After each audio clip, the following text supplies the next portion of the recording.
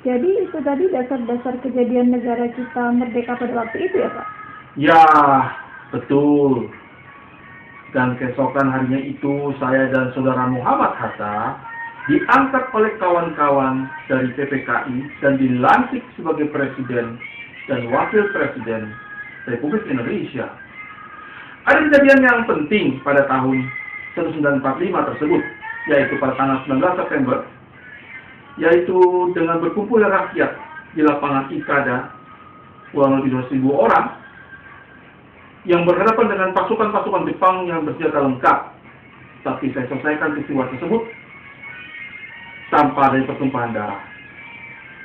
Dari informasi yang tersimpan dalam arsip surat kabar dan media lainnya, Bapak dikabarkan menderita sakit yang lumayan cukup parah sesudah pasca kejadian G30 SPKI. Dan Bapak terlihat agak gemuk saat ini. Ya, karena aku dikasih obat yang kurang tepat pada waktu itu. Aku dikasih obat ginjal, Dufalidan, dan apa itu satu lagi itu. Untuk mengurangi rasa sakit, aku diberi obat metadon dan Valium. Juga aku ingat Novalgin. Badanku kok terasa lemah. Sedangkan tekanan darahku sampai 360/200. Aku kira tekanan darahku sudah memecahkan rekor dunia pada saat itu. Oh, karena itu maka Bapak menyerah dengan keadaan pada waktu itu. Ya betul, itu kondisi duniawi. Akan tapi, Saudari Yayu harus ingat, kondisi rohani, saya masih tetap hidup. Hidup di hati semua rakyat Indonesia yang saya yakini masih mendoakan, mencintai, dan mengikuti ajaran-ajaran saya. Ajaran-ajaran saya membela rakyat kecil dan membangun bangsa negara ini menjadi suatu bangsa negara yang kuat, bermartabat, adil, dan sejahtera. Itulah tujuan kita dan kawan-kawan ketika kita memproklamasikan negeri ini pada tanggal 17 Agustus tahun 45. Pasca kejadian G30 SPKI, Ibu Negara Dewi Soekarno berkali-kali menelpon Bapak untuk segera mengambil tindakan. Beberapa panglima di antaranya Panglima KKO, Jenderal A.L. Hartono, dan Panglima Siliwangi Jenderal Ibrahim Aji, dan Panglima Diponegoro Jenderal Suryo Sumpeno, serta Panglima Brawijaya menyatakan siap membela Bapak. Kenapa waktu itu Bapak tidak menerima dukungan para Panglima dan Jenderal tersebut untuk mengamankan kedudukan Bapak sebagai Presiden? Itu kan sudah saya katakan berulang-ulang pada waktu itu. Bahwa saya tidak mau melihat terjadinya pertumpahan darah, peperangan antar sesama bangsaku sendiri. Biarpun cabik-cabik dadaku ini, daripada aku melihat pertumpahan darah bangsaku yang memerangi bangsaku lagi.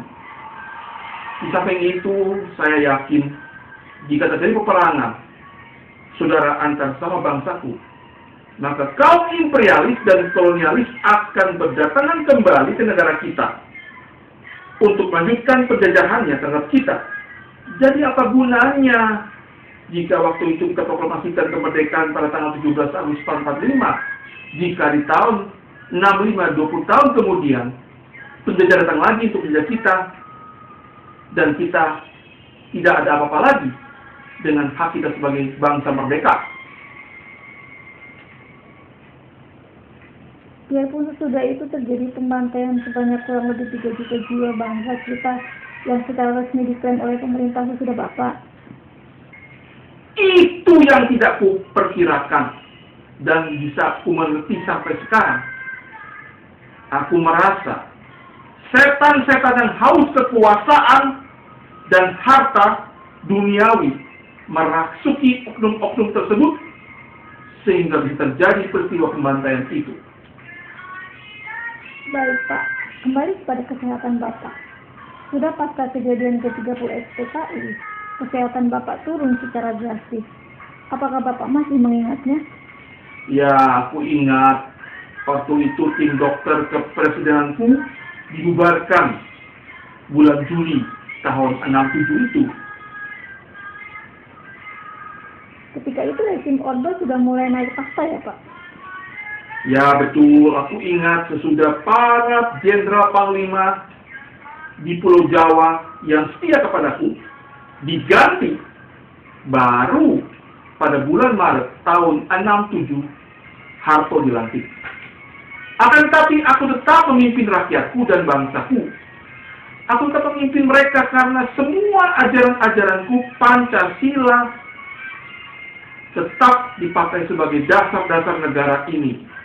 Juga Marxisme, Soekarnoisme masih melekat pada sebagian besar rakyatku, walaupun pelaksanaannya menyimpang jauh ke arah liberalisme dan kapitalisme, suatu aturan paham imperialisme dan kolonialisme yang baru, yang bentuknya lain tetapi pahamnya sama, menguasai rakyat kecil untuk kepentingan sekelompok orang menjadi sangat kaya raya. Dengan masuknya pengaruh modal asing yang sangat kuat dan besar ke sistem keuangan dan pemerintahan kita sekarang ini, jika di tahun itu terjadi, ya begitulah terjadinya. Bapak mengatakan tadi bahwa Bapak tidak merasa disingkirkan sebagai pemimpin bangsa dan negara Indonesia. Dan Bapak masih memimpin bangsa dan negara ini sampai saat ini. Sampai ada penggantian tepat ya Pak? Itu betul sekali. Dan sekarang saat yang tepat, sudah ada calon penggantiku yang kuyakini sudah siap untuk memimpin negara dan bangsa ini menjadi bangsa yang kuat dan bermartabat, bangsa yang gemah ripalau jinawi. Besok, nanti, jika dia sudah resmi dipilih sebagian besar rakyat Indonesia, aku akan memberikan tongkat komando kepresidenanku kepada dia untuk melanjutkan revolusi dan reformasi negeri ini kepadanya. Bapak sudah ada calon yang tepat seperti kata Bapak tadi.